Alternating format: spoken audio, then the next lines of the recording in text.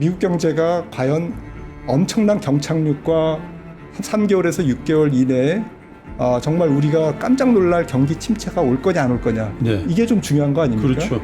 그러면 이건 일시적 조정이 아니고 정말 추세 변화죠. 네, 추세 변화거든요. 네. 경기가 확 부러진다는 얘기할 사람은 없을 것 같아요. 전 세계에서 미국이 가장 견고하고 가장 주도를 해왔던 소위 미국의 빅테크들이 투자 회수에 대해서 의구심을 갖기 시작했다면 사실 이게 하루 안에 끝날 일은 아니라는 거죠. 반면 이거에 대해서 검증의 시간이 좀 있을 것 같고 KPX 부담이 정당화될 정도로 영업 현금 흐름이 나와줘야 다시 미래 이익을 땡겨올 수 있겠죠.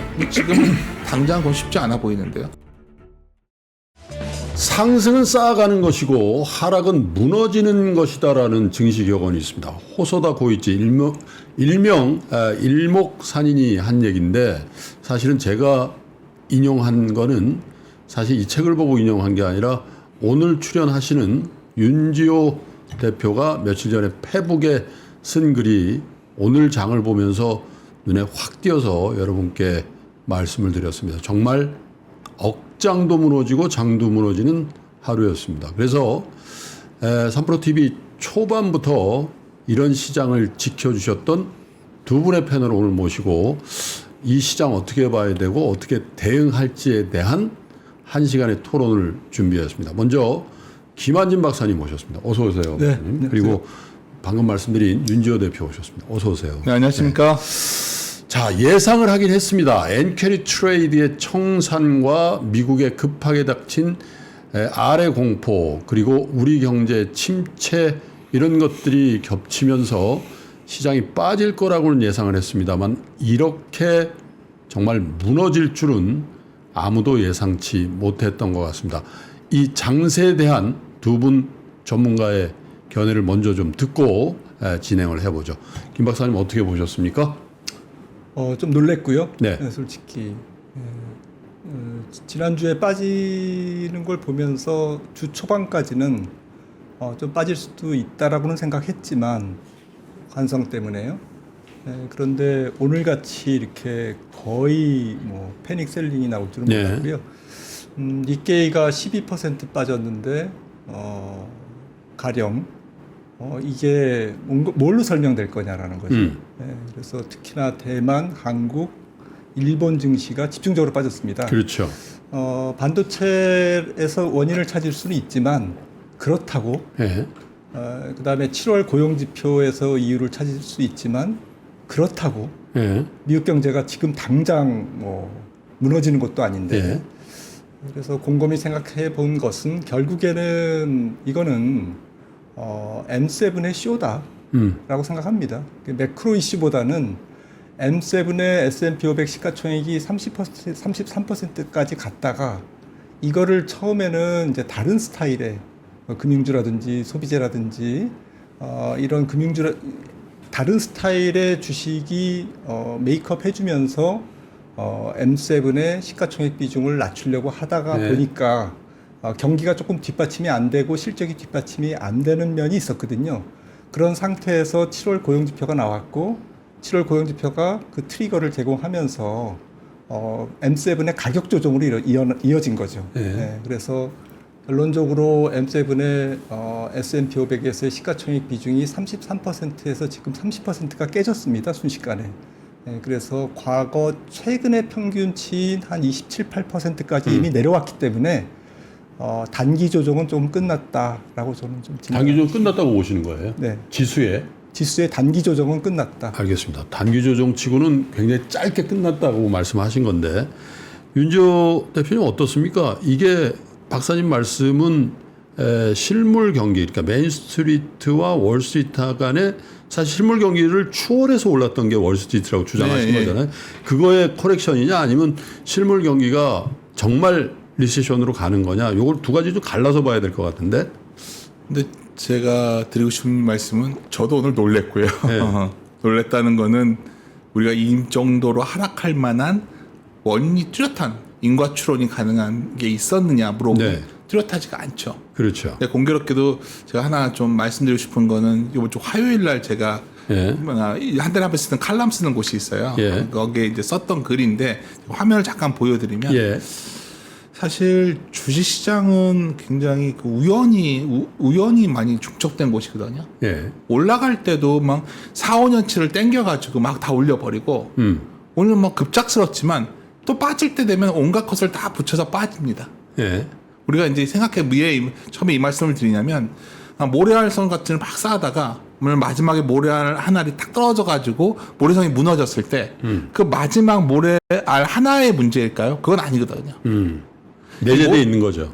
안에 계속 모래알산이 쌓여갈 때 뭔가 불안불안하게 쌓여 있던 거죠. 거기에 이제 뭐 온갖 게 다 나옵니다. 미국의 경기 침체 가능성, 엔캐리 청산, 아니면 뭐 미국의 성장주에 대한 어떤 소위 마진이 나올 거냐 이런 고민들 이런 것들이 막 쌓여가다가 이게 잉태돼 있던 것이 어느 날 푹하니 무너진 거죠. 그래서 아까 호소다 고이치 얘기를 인용해 주셨지만 제가 그냥 좋아하는 말인데 하락이라는 것이 참 급작스럽고 항상 보면 좀 한창 시작되면 또 저도 뭐 이게 엄청나게 장기화될 거로 제가 지금 알 수는 없지만 한번 시작되면 이게 쉽게 진정되지는 않더라고요. 그래서 저는 아까 박사님 말에 저도 뭐 가격적으로 본다면 많이 왔지만 기간적으로 본다면 상당히 좀 고민스러운 시간이 좀 더 남아있지 않을까 그렇게 보고 있고요. 처음에 제가 모래알산 말씀드리는 건 뭐냐면 우리가 뭐 자꾸 인과관계 추론 지금 여기서 제일 조심해야 되는 게 오늘 급락을 했으니까 이거의 원인이 뭐냐를 자꾸 찾다 보면 끝없이 우리가 그 수수께끼에 덫에 빠져버린다는 거죠. 예. 사실은 이것은 한참 지나봐야 하는 거고요. 예를 들어서 우리가 1987년에 10월 19일 날 블랙 먼데이 있었지 그렇죠. 않습니까? 그때 하루에 미국이 22.6% 빠져요. 예. 아마 이렇게 반문하실 수 있을 거예요. 어떻게 하루에 펀더멘탈이 22.6%가 빠지죠? 지수가? 말도 안 되는 거죠. 그렇죠. 그래서 그때 여러 가지 뭐 정부에서 뭐 조사에도 위원회도 만들고 해서 조사했는데 나중에 결국 포트폴리오 보험이라는 얘기가 나왔던 거죠. 가속화됐다. 그렇듯이 이거에 대한 어떤 이유는 나중에 드러나겠지만 오늘 드러난 이 현상 이거는 분명히 그렇게 하락이 아니라 무너진 거거든요. 무너진 것이 복원되는 데는 좀 시간이 필요할 것이다. 저는 이렇게 보고 있습니다. 근데 여러 가지 이제 그 하락의 이슈들이 나와요. 미국의 고용 지표라든지 뭐 엔캐리 트레이드의 청산이라든지 뭐 또 수급의 M7의 집중 쏠림 뭐 이런 것들이 나오는데 그래도 가장 이 단기 트리거링을 만든 건 엔캐리 트레이드 청산 아니냐 이렇게 보는 시각이 굉장히 많은 것 같아요. 수급이 개입이 안 되면 이렇게 단기간에 무너지지는 않잖아요. 엔캐리 트레이드의 어떤 이 장에 대한 영향력 또 앞으로의 엔캐리 트레이드 청산이 계속된다면 공포가 이 추세가 엔캐리 트레이드 청산이라는 게 구조적으로 될 것 같다. 왜냐하면 달러가 강해지면 엔캐리 트레이드가 의미가 있는데 달러가 기조적인 약세로 간다든지 양국 간의 금리 차가 해소된다든지 이렇게 되면 엔캐리 트레이드 청산은 계속될 가능성이 있는데 박사님 역사적으로 보면 이 엔캐리 트레이드가 시장에 미치는 영향이 어느 정도라고 보십니까? 뭐 국면마다 뭐 다 기억은 못합니다만은 하락을 촉발하는 트리거가 항상 됐죠. 네. 환율 시장에서의 움직임이 이번에도 엔화가 적지 않게 영향을 줬을 거고요. 뭐 추정컨대는 이번에 특히나 팬데믹을 거치면서 일본만 통화 정책을 제로 금리를 상당 기간 유지했기 때문에 예. 일본 자금이 아니라 전 세계 자금이 일본에서 돈을 빌려서 곳곳에 투자하는 이런 자금이 한 20조 달러로 추정되고요. 정확한 규모는 아무도 모릅니다. 그리고 이런 규모가 상당히 뭐 정상적인 매매도 있지만 기계적인 매매도 상당히 뭐 많을 수밖에 없잖아요. 네. 이런 거는 이제 모멘텀 플레이라고 상당히 그 지금 유행하는 헤지펀드 메커니즘에 지금 그것들을 이제 조금 더 촉발시킨 부분이 있고요. 네. 그러니까 빠질 때는 더 그 추세를 강화시키고 빠지는. 예. 올라갈 때는 반대였지만 그게 한번 언와인딩 되니까 이게 엔캐리 트레이딩이 조금만 이탈해도 다시 캐리가 돼도 대부분 그게 레버리지 상품으로 돼 있겠죠. 그렇죠. 차익 금리가 낮기 때문에 레버리지가 상당히 많겠죠. 아마도. 그래서 이런 부분들이 상당히 변동성을 만들 거라고는 생각하고 있습니다. 근데 엔화가 오늘 같은 경우에는 사실 140엔에서 달러당 143엔으로 또 올랐거든요. 네. 약해졌다는 얘기죠. 네. 그래서 제 생각에는 뭐 엔화가 조금 다른 얘기입니다만은 엔화의 전망을 어떻게 보느냐라는 부분에서 저는 미국 경제가 그렇게 허약하지 않다라고 보는 첫 번째 전제.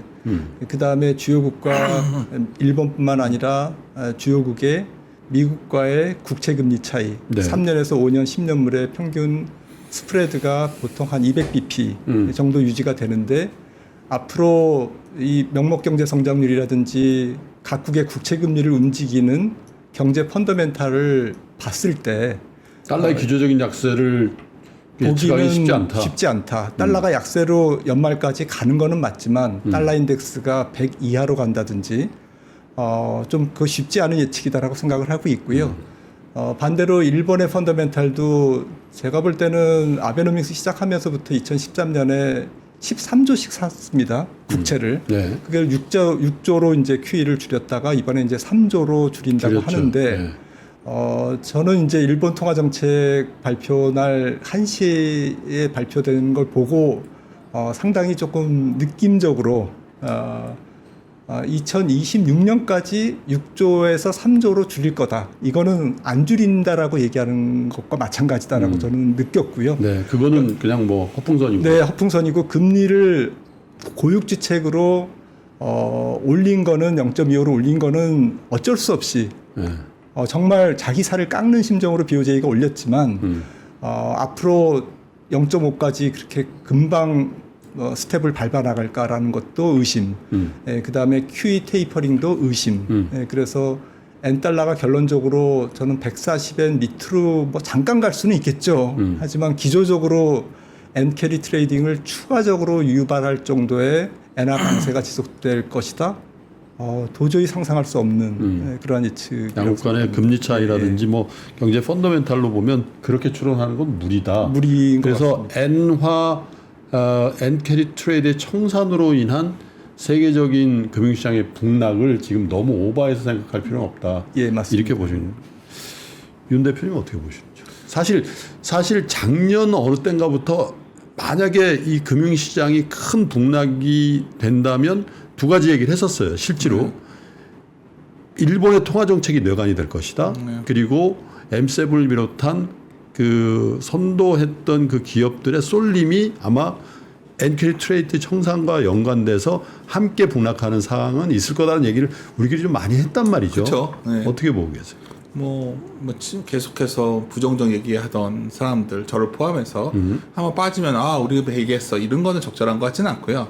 일단 먼저 드리고 싶은 말씀은 주가가 빠져서 만약에 한 2,300 전후까지 와준다. 네. 그럼 주식 사야죠. 그건 변화 없는 생각입니다. 왜냐하면 우리나라 과거 보면 한 0.9배 깨지면서부터 사기 시작해서 결국 지나고 나면 0.9배 이상은 올라왔기 때문에 지금 현재 이 기준으로 0.9배가 2,509포인트라고 하더라고요. 나오기 전에 직접 보니까. 네. 0.8배가 한 2,230, 0.8배까지 가겠나 생각 든다면 사실 우리가 이게 가격적으로 봤을 때 크게 여기서 추가 하락 구간을 두려워할 이유는 없는 것 같아요. 그렇게 보는데 문제는 방금 전에 이제 엔캐리 자금도 얘기하시면 아까 시작하기 전에 제가 박사님한테 무슨 엔캐리 자금 때문에 확 무너져 이게 말이 되는 얘기입니까? 그랬죠. 근데 저는 본질적으로 여러 가지 아까 모래성처럼 여러 가지 이유가 중첩되어 있는데 그 중에 제가 가장 크게 봤을 때는 결국 엔캐리 못지않게 금리 문제 아니냐 저는 생각을 갖고 있어요. 모든 게 돈값 문제거든요. 제가 봤을 때는 우리가 과거에 보면 결국 우리가 자꾸 수급을 갖고 얘기한단 말이에요. 당연히 김프로님께서도 채권을 많이 아시는 분이니까 채권에 계신 분들은 금리는 그 돈의 공급이니까 유동성으로 말을 얘기하지만 저희 같이 주식 전략하는 사람들은 결국 그 경기라는 게 돈의 수요라고 보는 입장이에요. 그래서 돈의 공급과 돈의 수요가 균형을 맞춘다면 경기에 따라서 금리가 움직일 때 사실 시장은 주식시장 입장에서는 가장 촉발점 인계 수준이 나왔었단 말이에요. 저는 그렇게 분석을 해왔었습니다. 그래서 사실은 수급 문제보다는 경기 문제였는데 사실 경기 문제 얘기를 하면 지금이야 다들 미국 지표가 이렇게 좋은데 뭐가 문제가 있게 사겠지만 제가 그림 하나를 좀 보여드리면 제가 과거에 미국 경기 침체 들어갈 때 하도 여러 번 당해서 드리는 말씀인데 정말 느닷없이 들어갑니다. 표적처럼 오죠. 왜냐하면 이때도 결국 경기 침체가 마이너스 갔을 때잖아요. 그 전분기까지 다 전망치 나쁘지 않았어요. 네. 예상치보다 더 잘 나왔었습니다. 이때도 그랬고, 요때도 그랬고. 제가 뭐냐면 미국의 경기 침체가 우리가 합리적으로 아까 잠깐만 제가 비선형적인 사고를 말씀드리는데 막 이러다가 어느 날 갑자기 경기 침체에 들어가면 또 하나 뭐 여기서 너무 뻔한 얘기한다 하시겠지만 꼭 미국이 금리를 내리고 있더라고요. 그러니까 주식 전략하는 입장에서 드리면 맞습니다. 그래서 경기 침체가 시작되고 금리를 내리면서 다음과 같은 거 계속 제가 반복해 말씀드렸는데 금리를 내리면서 장단기 금자 역전이 해소될 때 주가는 많이 빠지더라. 사실 지금 시점에서도 밑에 깔린 거는 어떻게 보면 경기에 관한 자신감이 좀 떨어지기 시작한 거 아니겠는가? 그렇죠. 이 말씀드리면 다들 그 얘기하실 거예요. 아 이번 고용지표 결국은 그건 뭐 이민자 때문에 공급 문제야. 그리고 뭐 그 뭐죠 그 하리케인 뭐죠 베릴인가 그 영향 때문에 지표 안 좋은 거야. 8월 되면 좀 나아지겠지만 그건 문제 없어 하지만 항상 시장은 이렇게 시작하더라고요. 이런 식으로 시작을 하고 금리를 내리겠다 말이 나오면 주가가 흔들리고 막상 내리면 더 빠지고. 네. 사실 그 기간은 항상 반복되었다는 거죠. 제가 그림 하나 보여드리면 미국 기준금리 인하 전후인데 한 3개월 정도 빠지다가 이후 3개월까지 또 헤매요 보통. 기준금리 인하의 전환 시점. 그렇죠. 네. 그러니까 그 시점이다 생각해요. 그 시점이 변동성이 커지거든요. 이때 이제 이런 것들이 아까 박사님 말씀하신 것처럼 여기 수급 문제가 덧붙여지면 이게 변동성이 훨씬 더 커지는 경향이 있죠. 또 이런 수급도 있죠. 뭐 여기 조심스럽지만 전에는 이렇게 장 밀리면 공매도도 쇼커버링 들어왔거든요. 근데 공매도도 없잖아요. 우리 장에. 우리 장에 쇼커버 할 것도 없는 거죠 지금.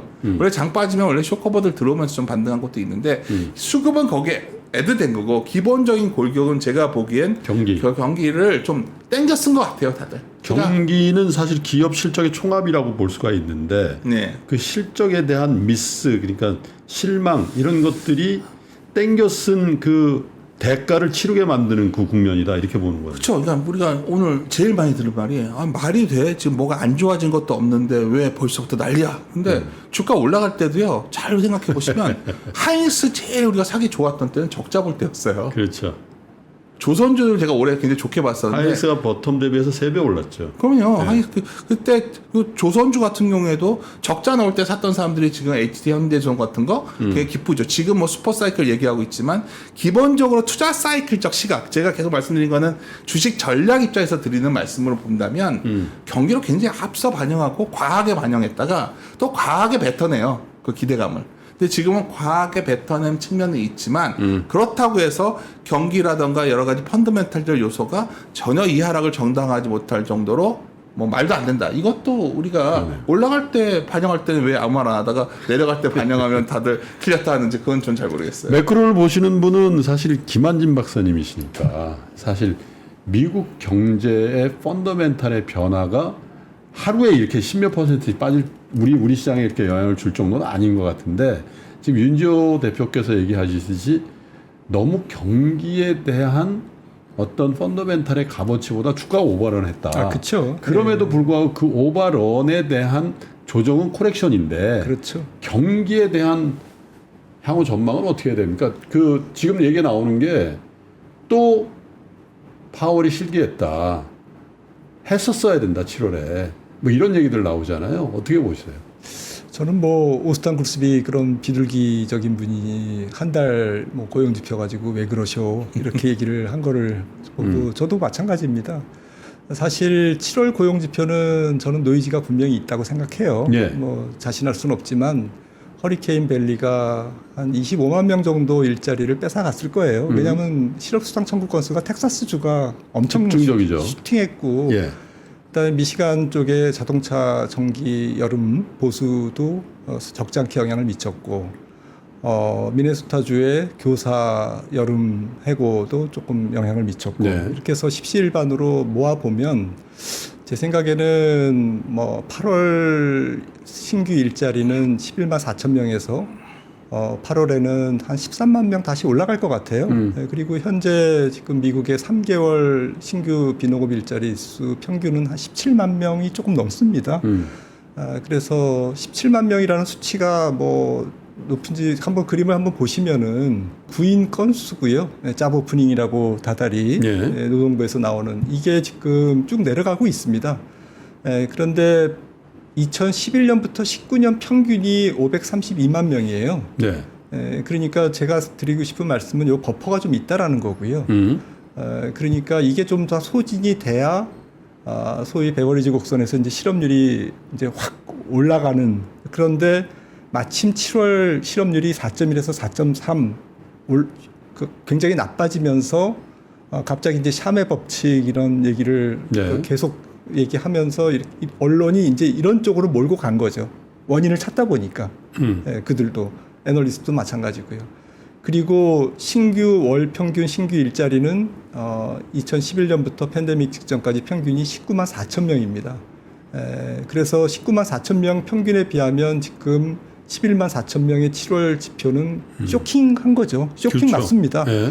그런데 제가 볼 때는 이 보십시오. 막대바가 굉장히 울퉁불퉁 이렇게 우왕좌왕하면서 떨어졌잖아요. 예. 그래서 3개월 평균치로 봤을 때 17만 명, 다음 달에는 16만 명, 15만 명, 14만 명 이렇게 갈 거라는 거죠.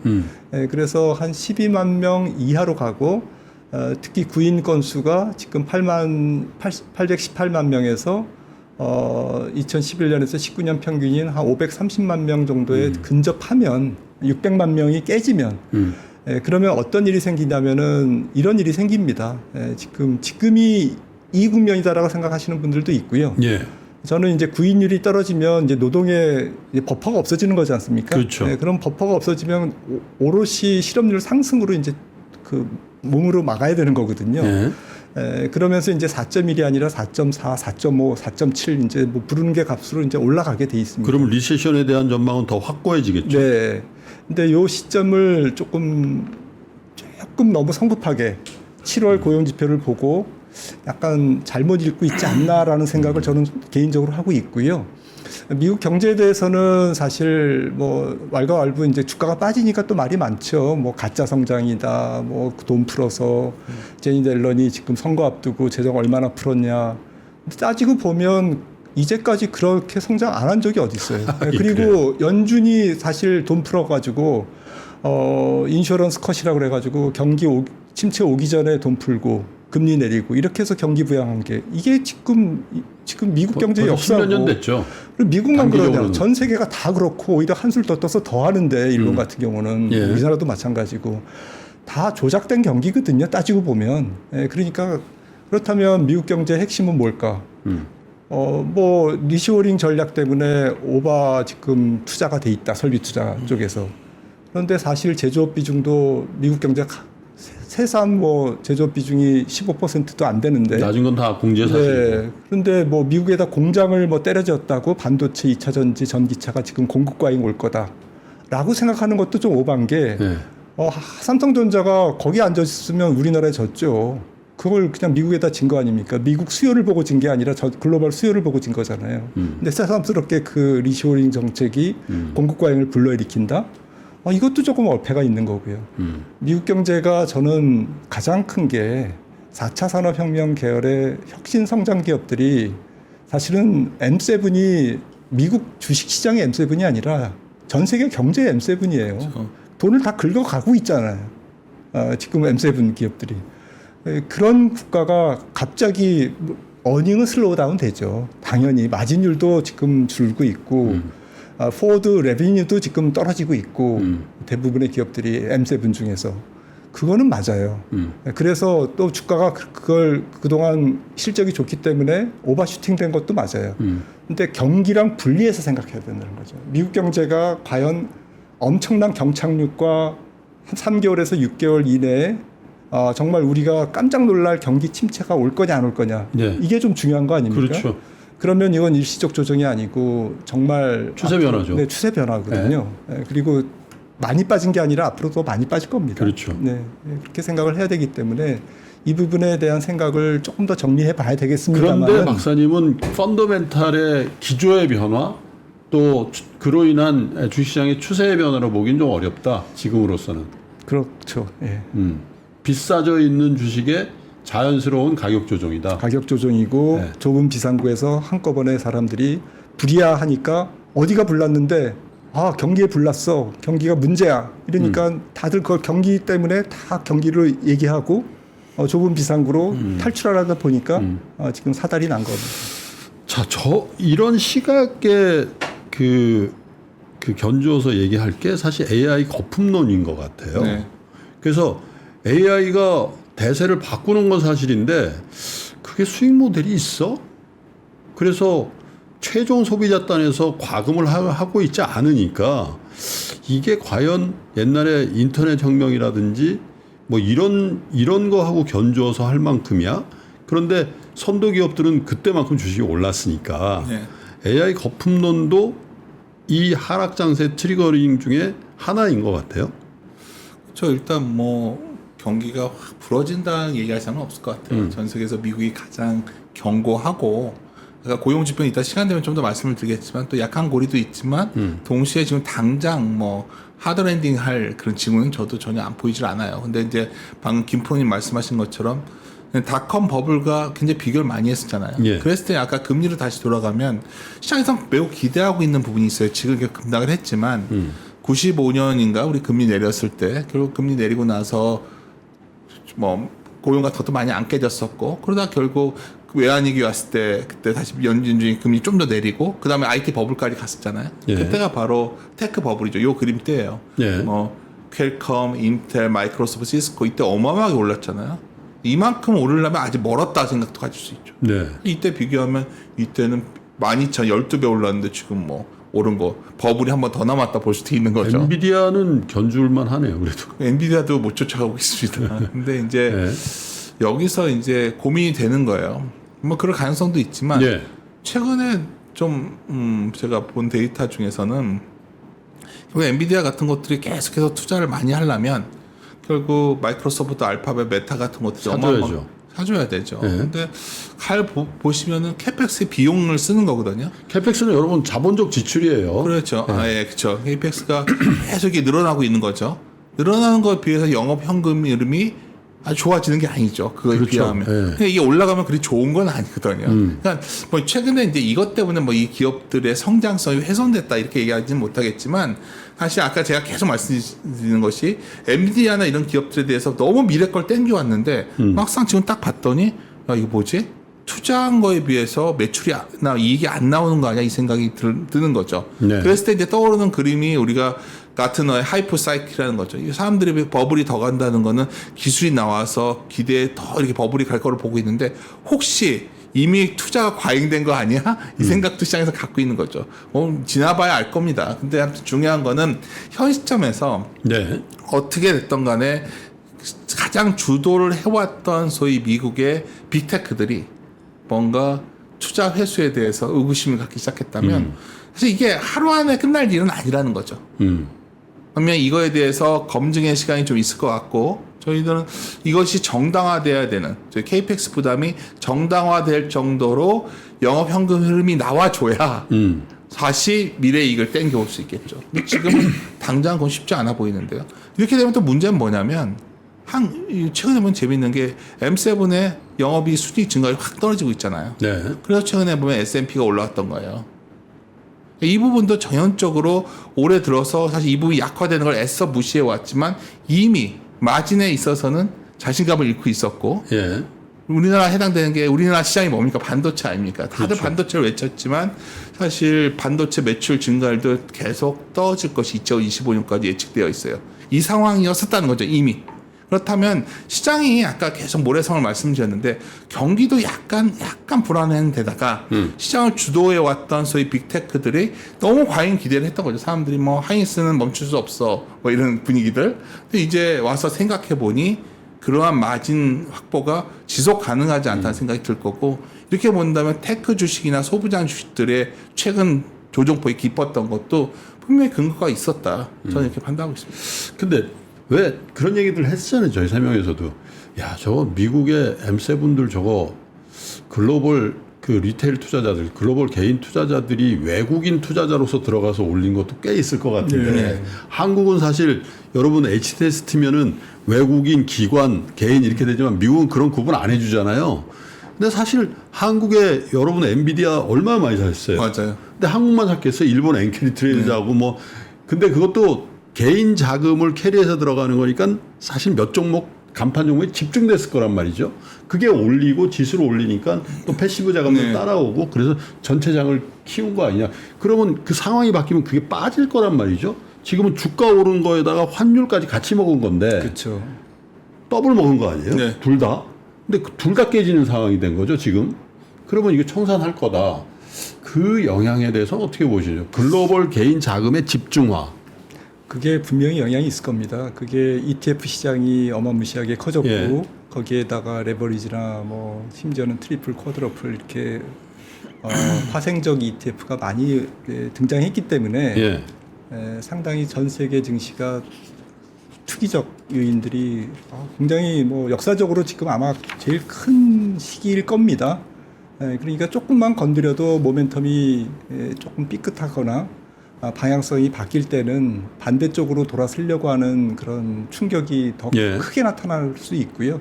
그 다음에 M7의 뭐 저는 잘 모르겠습니다만은 상식적으로 생각할 때 예. 이거는 숙명적이다. 그러니까 M7이라는 게 사실은 독과점이잖아요. 그렇죠. 그것도 미국 내 독과점이 아니라 전 세계 독과점이죠. 글로벌 우주 독과점이에요. 예. 그 독과점 기업들이 시가총액이 그렇게 커질 수밖에 없고 예. 그 시가총액을 키우는 정당성이 그동안 어닝스 파워에서 분명히 뒷받침이 된 거고 예. 그러다 보니까 결국에는 이게 오버슈팅 될 수밖에 없는 숙명이 있는 거죠. 독과점 기업이니까. 그래서 특히나 엔비디아는 그럴 수밖에 없는데 저는 그래도 다행스러운 거는 엔비디아의 퍼가 30배 언저리인다라는 점. 그 다음에 M7의 기업들을 제가 한번 쳐봤어요. 포워드 레베뉴를. 네. 매출액이 일단 꺾이면 이건 불길한 조짐인데 지금 꺾인 게 테슬라, 네. 그 다음에 애플, 아마존입니다. 그래서 이 세 종목, 애플, 아마존은 꺾인 건 아니에요. 약간 상승의 추세가. 네, 상승 추세가 네. 약간 네. 평퍼짐해진 길이가 거지. 좀 네, 완전히 늘었다는 거죠. 완전히 둔화된 거지. 네. 완전히 꺾인 건 아니고요. 근데 나머지 뭐 메타라든지 알파벳이라든지 마이크로소프트 이거는 다시 굉장히 그 레버뉴 자체가 주당 포워드 EP 그 매출액 자체가 아직까지 살아 있어요. 살아 있으면서 주당 오퍼레이팅 영업이익 뭐 어쨌든 12개월 예상 이익이 아직 살아 있어요. 그러면서 PER도 한 20배에서 30배 정도 사이라서 네. 닷컴 버블이랑 우리가 비교를 하는데 제가 방송에서도 여러 번 말씀을 드린 적이 있었는데요. 지금 닮은 점은 닷컴 버블 때도 M10이 30%였다. 네. 지금 M7이 30%가 넘었다. 네. 이 부분은 닷컴 버블하고 굉장히 말씀 닮았다. 자주 하셨죠. 네, 네. 그래서 이 부분에서 뭔가 이렇게 조금 그 열기를 식히고 가는 그런 과정이 나올수록 주식시장은 좀 롱런할 것이다. 이렇게 생각을 했는데요.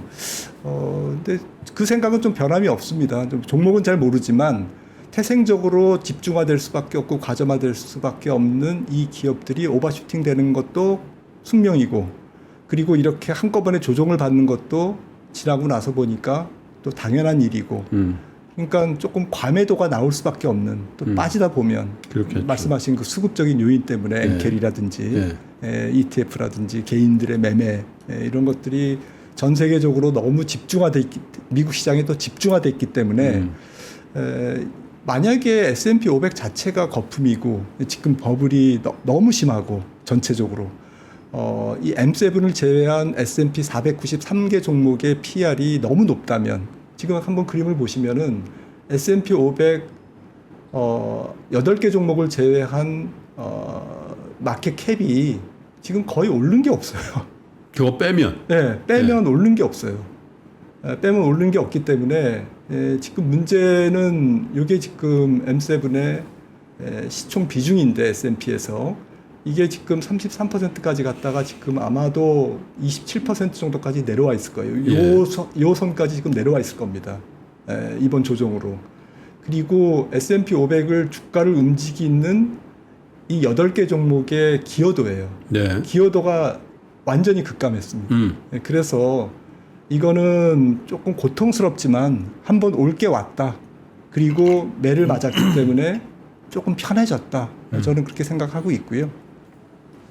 우리 시장의 수급도 좀 볼게요. 어차피 리테일 담당하시니까. 네. 오늘 아침에 다 걱정했던 게 반대 매매였어요. 그래서 반대 매매 많이 나왔죠. 내일은 더 나올 것 같은데 그러겠죠. 왜냐하면 담보 비율이라는 게 결국 1차, 2차 뭐 담보 비율을 보다가 나가는 거니까 아마도 좀 지나면 나오지 않을까요? 근데 이제 과거와 좀 다른 게 뭐 코스닥 시장이 그리 좋지는 않았잖아요. 네. 계속해서 아까 계속 말씀드렸지만 뭐 미국의 빅테크 주식 좋아하듯이 한국에서도 주로 대형주들을 개인들이 많이 선호했기 때문에 예. 뭐 반대매가 뭐 하저가들이 연속되는 그런 충격이 올 거로 보고 있지는 않아요. 근데 이제 중요한 건 어떻게 보면 그래서 이번 사이클이 좀 고민스러운 게 뭐 개인들도 많이 들어가 있는 곳이 결국에는 대형주들이거든요. 예. 이쪽이 과연 일시적이냐 아니면 지속이 될 거냐. 근데 저는 아까 이제 오늘 박사님이랑 우리 너무 오래됐으니까 편하게 말씀드리면 정말 요즘 가장 많이 듣는 게 결국은 이 또한 지나가리라, 지나고 나면 다시 이것이 많이 갈 거다 하는 시각이 많이 났었어요, 최근까지도. 근데 아까 우리나라 국내 수급도 그런 측면에서 여기서 버티려고 하겠죠.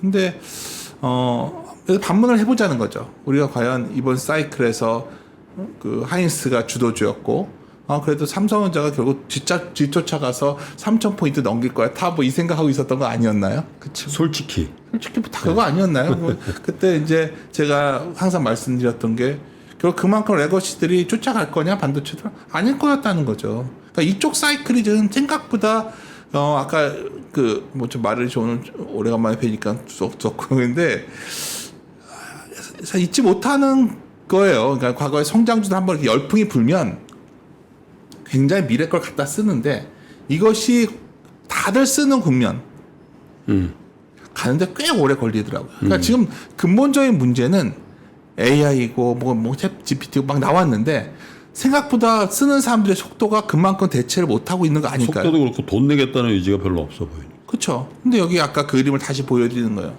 결국 그래서 다들 이 시장을 갖고 싶으니까 너도 나도 투자를 하죠. 대표적인 게 뭐 다른 회사 필요합니까? 마이크로소프트, 알파, 메타 이렇게 어마어마하게 투자를 했는데 이 사람들이 그만큼 투자한 돈을 갖고 현금을 창출 못하면 지금 당장은 뭐 이익이 얼마 나올지 모르겠지만 이게 과잉 투자라는 거거든요. 그러면 어느 날 뭐 이런 생각 해보셨어요? 제가 오늘 장 빠져서 오늘 너무 이런 얘기해서 좀 그런데 많은 분들이 삼성전자가 HBM을 하면 되게 호재라고 하는데 삼성전자가 들어오면 HBM 시장은 이제 굉장히 공급이 과해질 수도 있죠.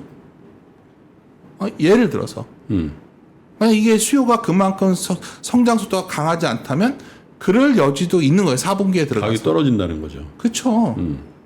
그 결과가 결국은 계속 말씀드리지만은 이미 작년이 소위 M7의 순익 증가율, 그로스 레이트는 그 극점이었다는 거죠.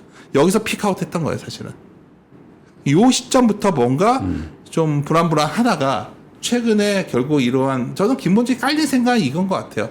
이 투자한 돈들을 회수하는데 시간이 좀 걸리지 않을까 이 생각들 생긴 거 아닐까요?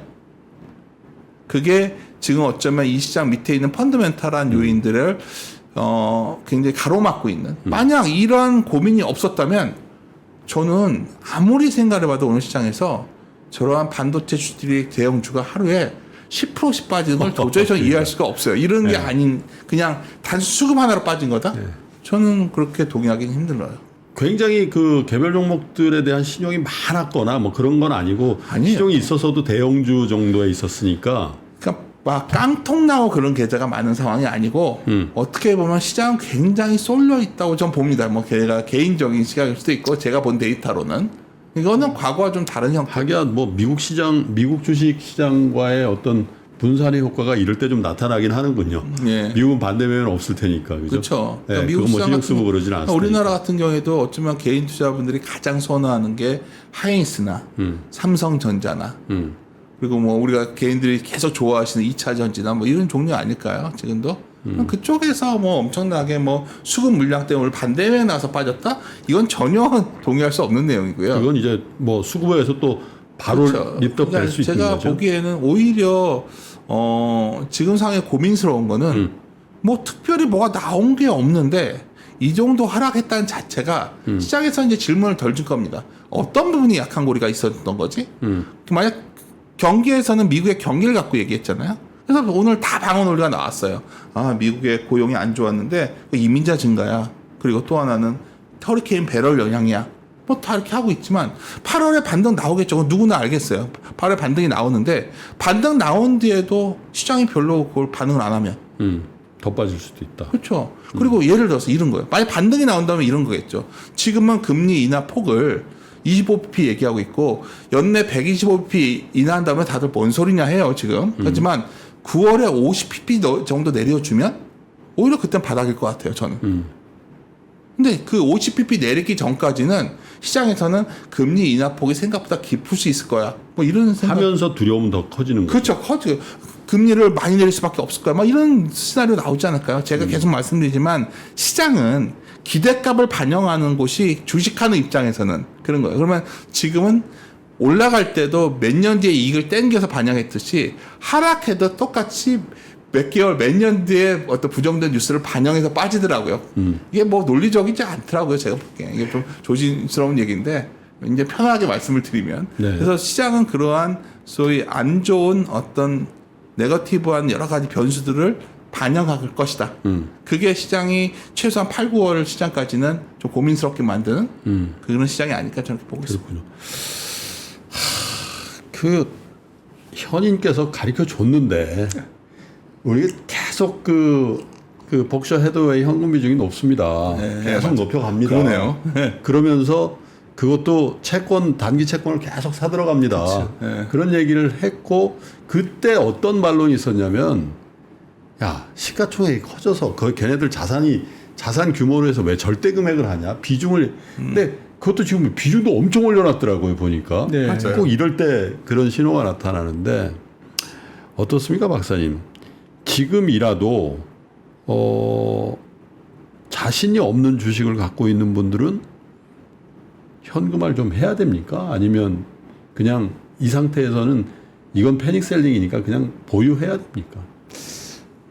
조금 뭐 전술적으로 생각하면 단기 반등을 이용해서 단기 반등은 좀 나오니까요. 예, 지금 뭐 워낙 급하게 빠져서 단기 반등 때 조금 포트폴리오를 재편할 필요는 있을 것 같아요. 종목 교체를 할 필요는 있을 것 같아요. 예, 그리고 현금 비중도 조금 더 늘려놓고 어떤 일이 있을지 모르니까 예를 들어서 작년 2023년 7, 8, 9월에 주가가 이제 월봉으로 3번 음봉이 나왔었는데 그때 나스닥이 한 12% 정도 빠지고 필라델피아 반도체 지수도 한 18% 정도 빠졌던 걸로 제가 기억을 하는데 예. 이번에는 이제 나스닥 하락폭은 어제까지는 똑같았고 오늘 밤에 빠지면 이제 더 빠지는 거고 그러겠죠. 작년 예. 가을보다 그리고 필라델피아 반도체 지수는 이미 한 25% 빠졌습니다. 네. 그래서 또 우리나라 주가 지수도 뭐 윤 대표님 말씀하셨지만 PBR 상으로 2,400 깨졌으니까 오늘 장중에 네. 조금 단기 반등은 분명히 나온다. 네. 그래서 미장이나 한국장이나 이제 반등이 나올 때 조금 뭐 개인적으로 뭐 선호하는 종목이 있으실 거예요. 그리고 약간 이거는 불안한 느낌이 드는 종목이 있으실 거잖아요.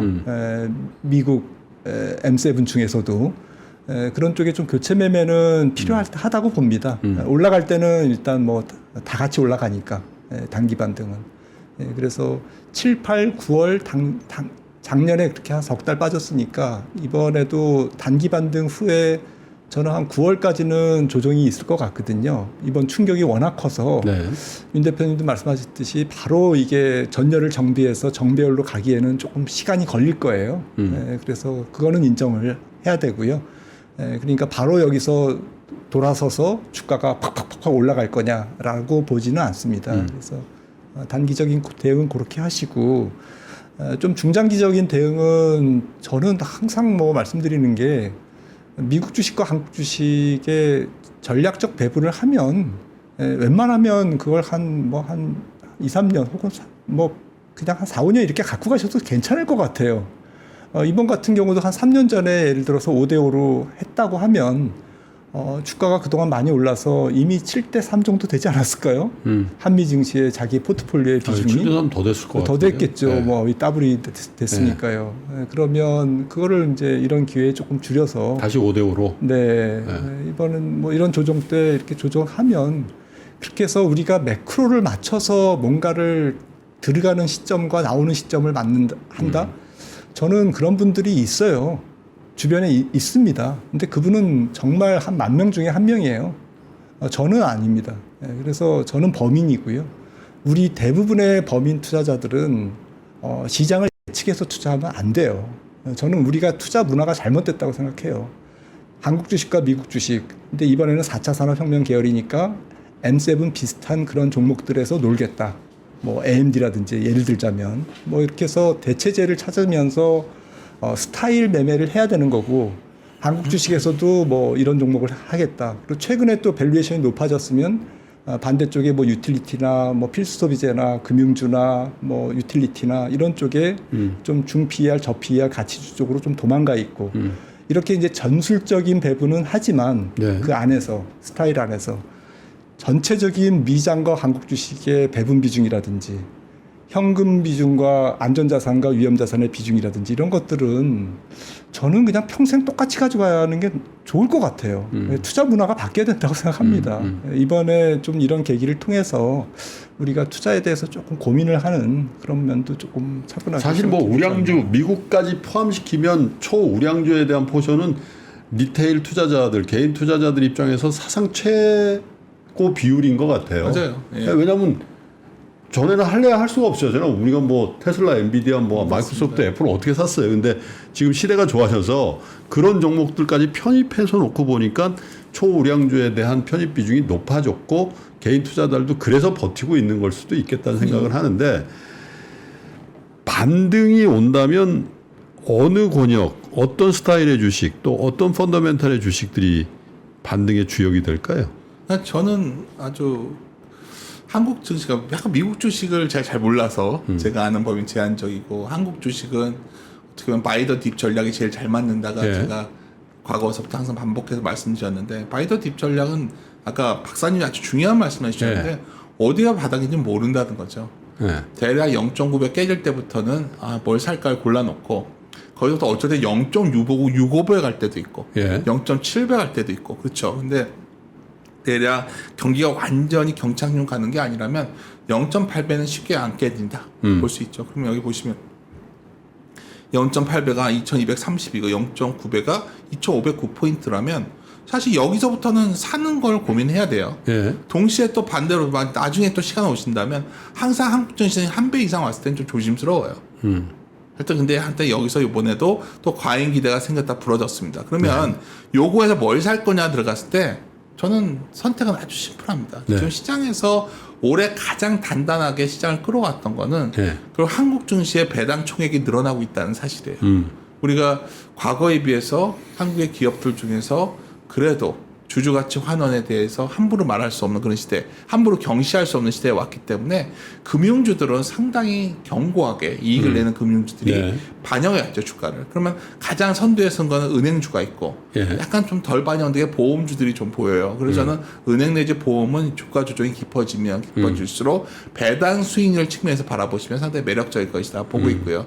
또 하나 경기 누구라도 방어주로서 그렇죠. 아니 방어주도 있고 한국 증시가 왜 이 모양일까 생각하면 ROE가 낮아서인데 ROE가 생각보다 많이 올랐어요. 올랐어요. 예. 왜 올라오고 있냐면 결국 뭐 ROE의 분모가 좀 변하고 있는 거 아닐까요? 뭐 그런 기대감이 반영된 거 아닐까. 그래서 저는 그러한 기대의 중심에 금융주가 있으니 금융주는 항상 포트폴리오 차원에서 항상 고민하셔야 된다는 거고 또 하나는 누가 뭐래도 한국은 내수는 답이 없는 것 같아요. 내수는 정말 답이 없는 것 같다면 결국 내수주에서 PBR 싼 거나 뭐 이런 것들은 매우 조심하셔야 되는 거고 네. 하더라도 오히려 수출형 수출형 종목들 근데 거기에 우리가 수출하면 다들 반도체만 있는 줄 알고 있지만 뭐예요? 차조선 이런 건가요? 조선도 있죠. 네. 조선도 있고 차도 있지만 최근에 화장품도 굉장히 각광을 받고 있다면 이번 조정기에 화장품도 상당히 매력적인 기회가 올 수 있겠죠. 그냥 제가 드리고 싶은 요지는 한국의 수출 품목이 생각보다 매우 다양화되어 있는데 지금도 우리는 중후장대만 생각을 하고 있다는 거죠. 그런 측면에서 크게 포트폴리오는 수출 중에서 모멘텀 증가율이 살아있는 것들 그런 게 이번 주가 주조로 급락이 나온 것들 또 하나는 누가 뭐래도 결국 주주 환원이 ROE 개선시켜 왔고 그건 어느 기업도 무시할 수 없다면 결국 그러한 금융주들 중에서 상대적 매력이 있는 것들 뭐 은행 보험 포함 이게 다 해당되지 않을까 그쪽으로 포트폴리오를 더 집중하는 게 어떻게 보면 빠질 때는 상당히 우리가 좋은 종목을 아까 하락이 제한적이라 본다면 골라낼 수 있는 기회 아닐까 저는 판단하고 있습니다. 한국 주식의 롱 온리 전략을 하고 있는 분들도 아직 꽤 많습니다. 뭐 대체로 올드 제너레이션 같은 경우도 미국 주식에 대한 접근성이. 근데 언젠가는 내가 미국 주시장에 한번 진입해야 되겠다라고 생각해 오는 분들인데 너무 올라서 또 환율을 보면 정말 손이 안 나간다는. 그렇죠. 근데 이제 두 가지다. 가격 조정도 있었고 환율도 조금 완화됐다. 그러면 이번 찬스에서 미국 주식에 대한 접근성을 아예 배제했던 분들이 있다면 진입의 찬스라고 보세요? 뭐 미국 주식이 전혀 없다면 저기를 단추를 낄 필요는 있겠죠. 네, 근데 저는 내년 조금 늦어도 내년 중반 정도에는 짧든지 가볍든지 미국의 경기 침체가 다시 오고 다시 또 좀 주가가 출렁일 것 같아요. 네. 그래서 이번 주가 조정이 6개월 후나 12개월 후에 있을 경기 침체를 굉장히 앞당겨서 올라갈 때도 앞당겨서 반영했듯이 내년에 있을 경기 침체를 밸류에이션이 높아지다 보니 미리 앞당겨서 했는지 그것은 잘 모르겠지만 제 생각에는 아직까지도 내년 한 5월에서 한 6월 정도 한 2분기 정도가 2분기 후반 무렵이 조금 본격적인 짧고 가벼운 경기 침체, 성장률로는 마이너스에 살짝 들어가는 조금 지금으로서는 조금 귀여운 경기 침체라고 저는 생각을 하는데, 귀여운. 네, 그때 귀엽지만 사실은 시장은 시달리죠. 그래서 아무리 귀엽더라도 그게 1분기, 한 분기에 끝날지 2분기에 1년 갈지 아무도 그때는 모르지 않습니까? 지나가고 나서 이제 우리가 알 수 있는 거기 때문에 그래서 좀 미국 주식을 아예 지금 손대지 않으신 분들이라면 조금 차분하게 대응하셔도 좋을 것 같아요. 하더라도 정말 조금씩 분할해서. 네. 그죠? 앞으로 경기 사이클이 지금 레이트 사이클이다라는 것을 조금 염두에 두시면서 하시면 좋지 않을까. 경기 사이클, 레이크 사이클이라는 게 이제 경기가 꺾이기 직전이라는 거죠. 네. 그래서 저는 연준이 예를 들어서 금리를 인하할수록 앞서도 대표님 말씀하셨지만 경기 주식시장이 안 좋을 수 있을 것 같아요. 만약에 9월에 50bp를 인하한다? 그러면 연준이 경기 침체를 선언하는 거거든요. 저는 오히려 주식시장은 역효과일 것 같아요. 주가 많이 빠질 것 같아요. 그러면 25bp 인하하고 경기 침체에 우리는 그렇게 의연하게 대응하겠다. 정상적으로. 네, 정상적으로 대응하겠다라고 해야 시장은 안도감을 오히려 가질 겁니다. 그래서 연준이 금리를 인하하는 시기에는 저는 거의 99% 확률로 약간은 한두 달 혹은 한두 분기 차이는 있었습니다만은 경기 침체가 왔거든요. 그래서 수익률 곡선이 정상적으로 역전되는 지금 뉴욕 연은이 계속 홈페이지에 얼마나 중요한지 매번 띄워놓는 게 10년 3개월물 스프레드잖아요. 네. 그게 아직도 150bp예요. 3개월 물이 10년 물보다 150bp 높다는 거죠. 네. 이게 정상화된다라는 거죠. 언제 정상화될까요? 연준이 한 100bp 내리면 정상화될 가능성이 굉장히 높죠. 네. 지금 추세라면 올해 2번, 내년 상반기에 2번 하면 내년 한 6월 정도가 역전이 아니라 정상화되는 시기입니다. 그래서 저는 경기 침체 시기가 거기야 무관하지 않다라고 생각을 하고 있고요. 그 시기가 조금 지난 다음에 본격적으로 진입하셔도 되지 않을까 생각합니다. 너무 잔인한 질문일 수도 있는데 이번 변동성 장세에서 어떤 주식, 국내 미국의 어떤 섹터까지 들어가긴 뭐하고 윤 대표님이라면 미국을 보시겠습니까? 한국을 보시겠습니까? 사실 이럴 때 저는 미국을 보고 싶은데 미국 주식을 잘 몰라서 얘기해서 나는 미국 주식은 아까 저한테도 동일한 질문 해주시면 금리 인하 하고 나서 좀 한 3개월 안에 미국 주식 하면 좋을 것 같은데 기본적으로 제가 한국 주식 위주로 봐왔기 때문에 당연히 그런 측면에서 많이 아는 걸 해야 된다는 측면에서 한국 주식을 선호할 뿐입니다. 모른다는 얘기는 게을러서 모르는 건 아니고 지금 현재 한국 주식의 상대적인 매력도가 더 커서 그쪽에 집중하신다는 얘기겠죠. 아니 제가 얼마 뒤에 이제 강연을 해야 되는데 이런 말씀은 좀 그런데 한국 주식의 가장 큰 한계가 그 주주가치 환원 문제였잖아요. 그거가 좀 개선될 기대해 봅니다. 그렇다면 한국 주식에서도 장기적으로 스텝 바이로 올라가는 주식이 나올 텐데 아직은 그게 아주 뚜렷하진 않아서 그게 좀 아쉬울 뿐입니다. 자, 이럴 때일수록 여러분 사실 멘탈 관리가 중요합니다. 사실 부지런해야 될 때 너무 느긋하고 느긋해지셔야 될 때 너무 요란스러운 것들을 경계하라고들 하지 않습니까? 근데 우리의 멘탈이나 우리의 몸은 꼭 그렇게 진행이 되더라고요. 그래서 두 분께 제가 마지막으로 우리 투자자 여러분들에게 어떤 마음가짐으로 이 큰 변동성 장세 이제 막 시작했을 수도 있지 않습니까? 그래서 두 분께 마지막으로 한마디씩 우리 투자자 여러분들의 멘탈 관리나 투자의 자세에 관련된 선배로서의 또 같은 시장을 닥치고 있는 같은 시장 참여자의 입장에서 한번 조언을 좀 부탁드리죠. 김한진 박사님부터요. 뭐 좀 저부터 좀 잘해야 되는데 여러 가지 생각이 듭니다. 이런 변동성 장세에서는. 그러니까 주식을 우리가 너무 변동성이 없는 자산으로 대하면 화가 반드시 오는 것 같아요. 그래서 주식은 당연히 변동성이 있는 장세고 앞으로도 변동성은 더 커질 것 같습니다. 돈이 많이 풀렸죠. 레버리지 상품이 더 많이 풀렸죠. 그런 파생 상품이 더 발달했죠. 알고리즘 매매가 발달했죠. 그래서 이런 부분들을 조금 받아들이고 주식은 더 변동성이 크겠구나. 그리고 변동성이 어쨌든 숙명이구나 라고 생각을 하시면서 앞서도 말씀드렸듯이 진입 시점과 퇴출 시점 혹은 비중을 늘릴 시점과 주식을 비중을 줄일 시점을 매크로나 우리가 시장 뉴스를 통해서 보면 안 될 것 같아요. 그거를 계속 하다 보면은 피곤해서 지치고 또 실패 확률이 더 높아집니다.